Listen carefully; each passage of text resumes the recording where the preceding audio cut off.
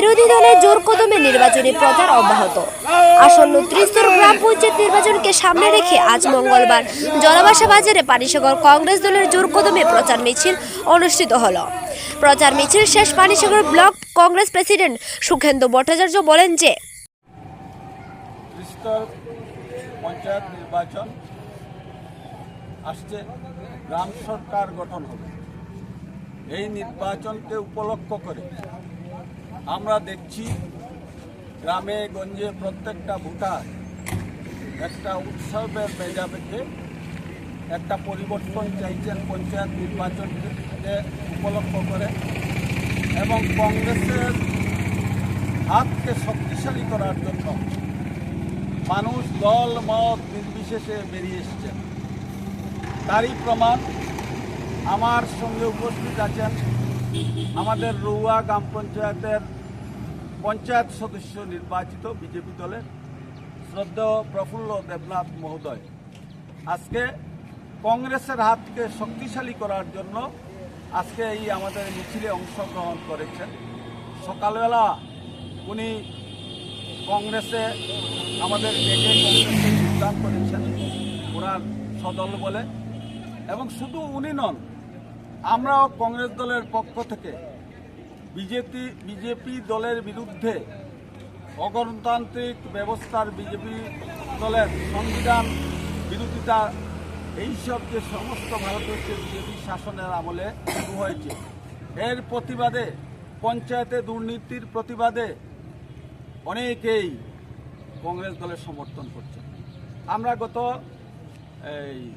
19শে জুলাই পানিসাগর কংগ্রেস ভবনে 283 জন বিজেপি কিংবা অন্যান্য দল ত্যাগ করে মানুষ কংগ্রেসে যোগদান করেছেন, এবং এর আগেও করেছেন। আগামী দিনেও প্রত্যেকটা মিটিংয়ে প্রতিনিয়ত মানুষ শাসক দলের বিরুদ্ধে জেহাদ ঘোষণা করে কংগ্রেসে যোগদান করেছে। আমরা অনেক প্রার্থীকে, বিজেপি দল ত্যাগ করা অনেক প্রার্থীকে আমরা মনোনয়ন দিয়েছি কংগ্রেসের পক্ষ থেকে। আমরা আশাবাদী, শুধু আমরা নয়, প্রত্যেকটা ওয়ার্ডে বা নির্বাচন ক্ষেত্রে গেলে পরে দেখা যায় যে মানুষ বলছেন, আমার মুখের কথা নয়, এবার কংগ্রেসের প্রার্থীরা জয়ী হবেন, পঞ্চায়েত দখল হবে।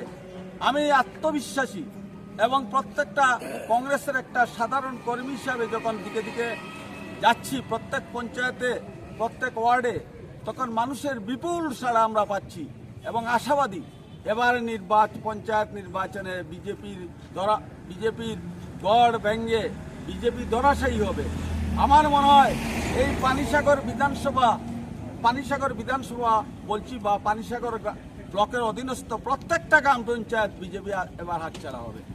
হ্যাঁ, তো আমরা প্রত্যেকটা মানুষের কাছে আমরা কংগ্রেসের পক্ষ থেকে আবেদন রাখছি যে আমরা শান্তি চাই, গণতন্ত্র চাই, মানুষের মধ্যে মানুষে একটা ঐক্যবদ্ধ সম্প্রীতি আমরা চাই।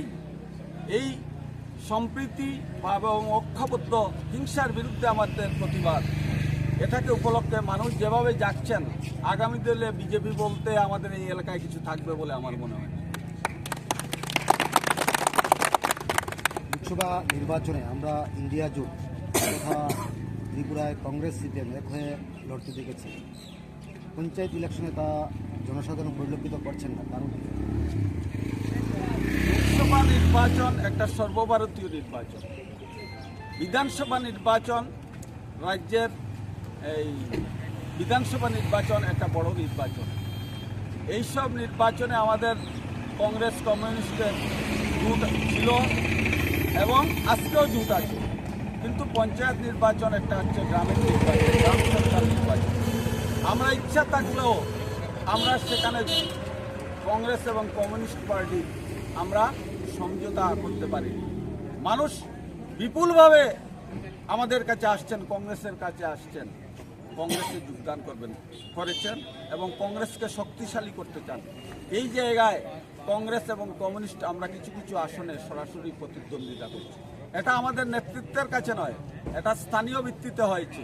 কোথাও কোথাও আমরা সরাসরি প্রতিদ্বন্দ্বিতা করছি, কোথাও কোথাও আমরা ঐক্যবদ্ধভাবে বিজেপির বিরুদ্ধে লড়াই করছি।